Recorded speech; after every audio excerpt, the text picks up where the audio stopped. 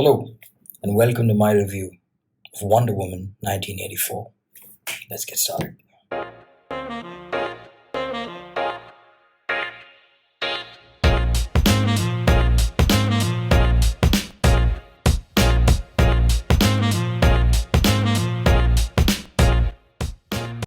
Written and directed by Patty Jenkins, the same as the first Wonder Woman movie. So the movie opens up with young Diana in Themyscira, and she is participating in this triathlon of sorts, which consists of a very over-engineered obstacle course, and followed by her having to swim and then ride a horse and shoot some arrows and all that stuff. It's a pretty good sequence.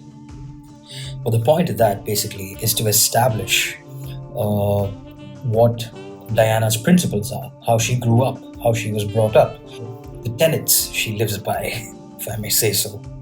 And it's supposed to give you a little glimpse into what you can expect throughout the rest of the movie. So once that scene's over, the scene transitions to her in Washington, D.C. in 1984, after the events of the first movie, of course. During the Cold War, actually. I wish they mentioned that in the movie, but they didn't. I really wish they did. He's a superhero hiding. I mean, basically, as all DC superheroes hide in disguise. Put on a crown and you look like a superhero. Take it off and you don't. Wow. Which is insanely unbelievable and conveniently neglected. People's intelligence is just taken for granted, insanely. In this movie, which is not different from most of the DC shit that we have grown up watching.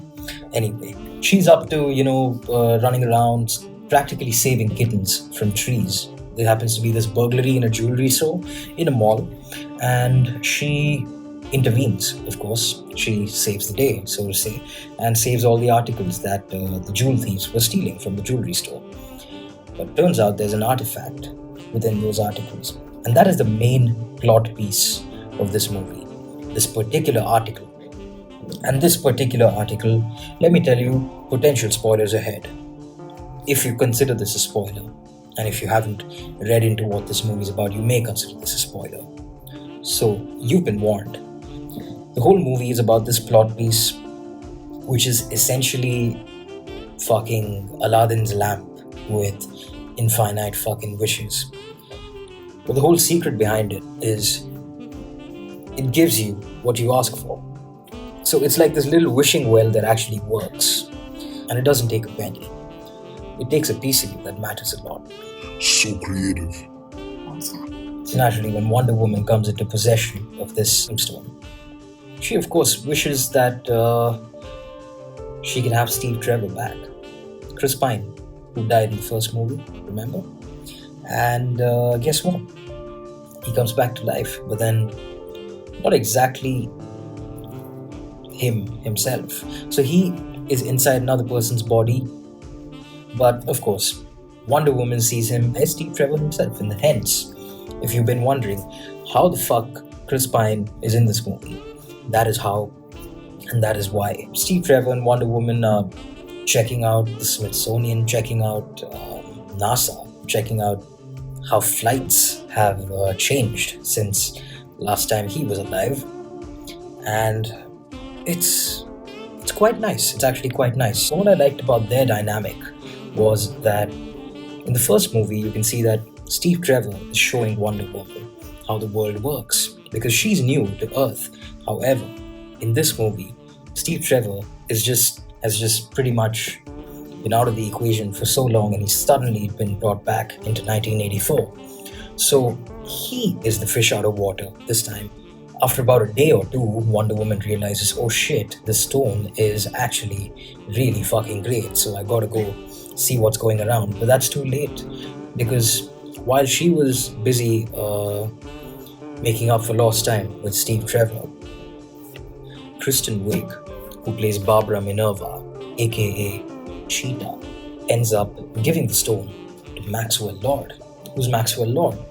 Maxwell Lord is this huge oil baron who appears huge on TV as one employee, and he can barely survive. But he's desperate to turn things around, and it's really a terrible plight for for Maxwell Lord, played by Pedro Pascal. Now, Pedro Pascal has acted phenomenally.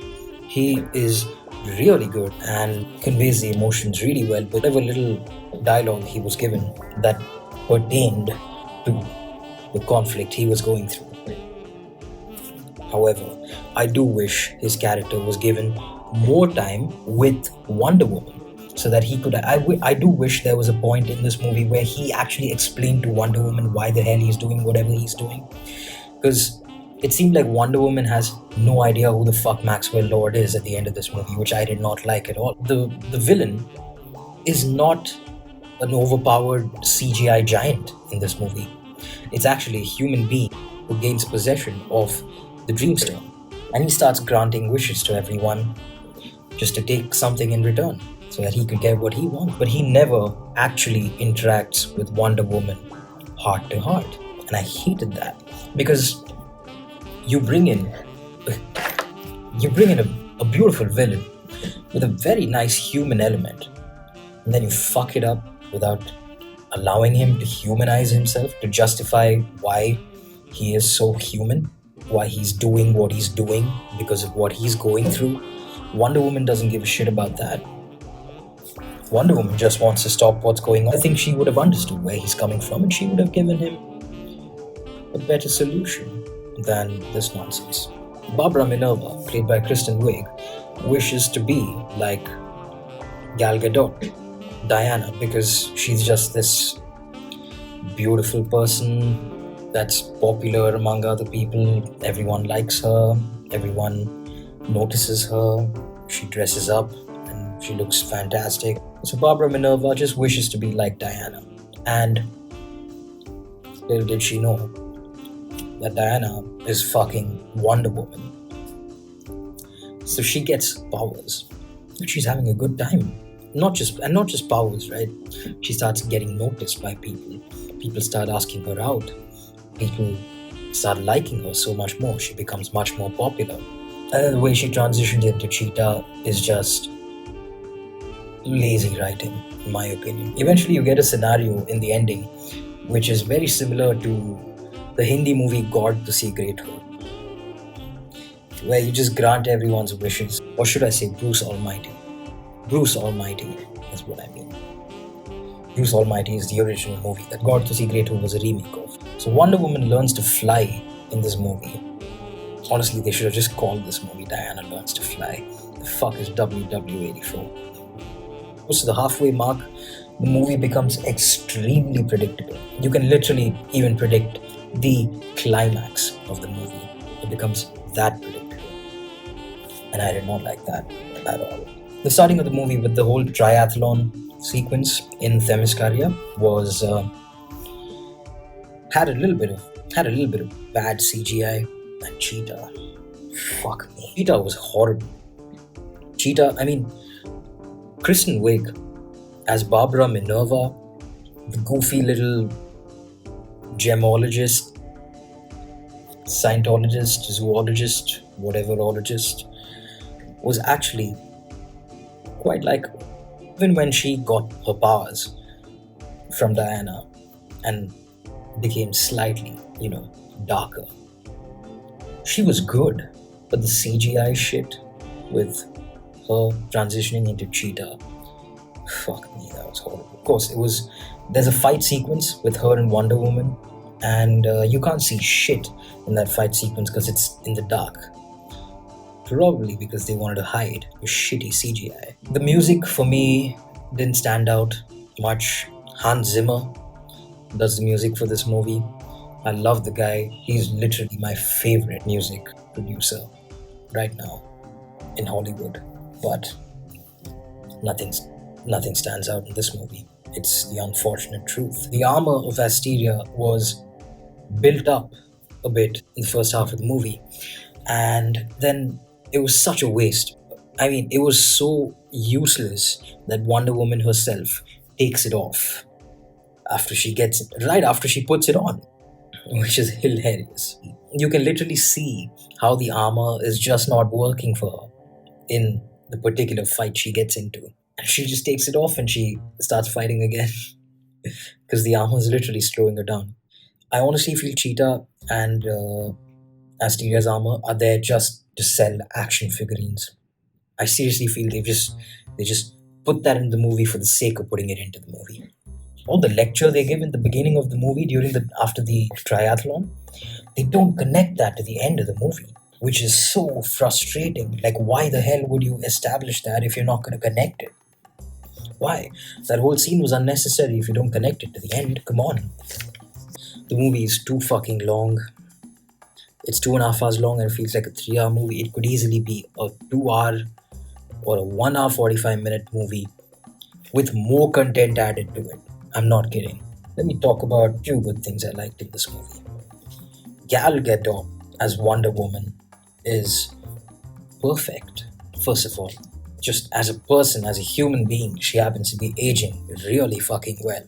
Second, to pull off the physicality of a role like Wonder Woman without looking like Ronda Rousey, I don't think it's everybody's cup of tea. I think Gal Gadot surprisingly pulls it off. I can't quite put my finger on how she does it, but she does do it, and she is somehow perfect for the role. I'm happy the villain was human in this movie. I'm happy the villain was not some CGI bullshit. Overall, I'd like to give this movie only 45 out of 100 or a 4.5 out of 10. Nah, I thought it was a shit movie, personally. I mean, this movie is not even as good as the first movie.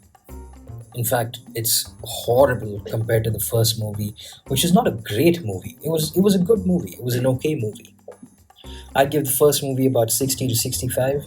This one is 45. It's a very weak sequel for a movie that I had high expectations of because of the glory of the first movie, because of what it did for the DC universe. And honestly, not a fan of the whole Thor Ragnarok style posterage going on for this movie. Anyway, thank you so much for watching. If you stuck around till the end, please subscribe and hit the bell icon for notifications so that I can notify you when to stay away from shitty movies.